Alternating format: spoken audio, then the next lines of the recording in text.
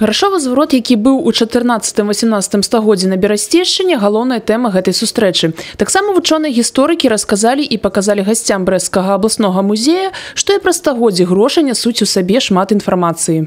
Деньги дают возможность узнать, как выглядели некоторые памятники архитектуры. Деньги также исполняют роль газеты. Потому что, например, в глубокой древности большинство народа было неграмотным.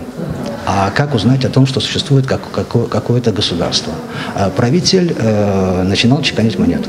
Калекцыя грашовых адзінак музея вызывае павагу. Яна ўвабрала ў сябе рэдкія экземпляры манет і банкнотаў. Эксклюзіўная выстава кашалькоў розных гадоў тэматычна дапоўніла гэтую падборку. Самому маладому экземпляру каля 40 гадоў. Самы стары бярэ сваю гісторыю з 12 стагоддзя. Коллекция любого музея – это свидетельство нашей истории на разные периоды жизни ее. Это свидетельство богатства, смены государственного строя, может быть, доходов людей. Гісторыя мінулага горада цесна звязана і з існаваннем манетнага двара. Менавіта тут чаканіўся медны салід. Народная назва гэтай манеты – барацінка. З таго часу Брэст пачаў лічыцца горадам грашовых рэформ.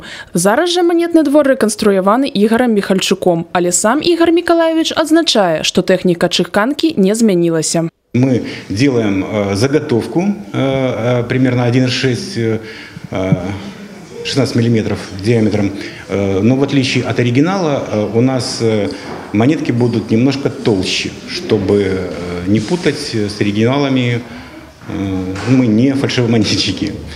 Дальше просто там матрица, пуансон, несколько ударов, и мы получаем реплику.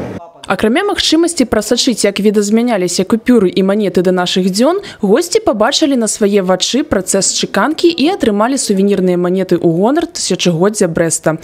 Тацяна Ігнатавец, Діяна Мішчук, Александр Воронін, тэлерадыёкампанія «Брэст».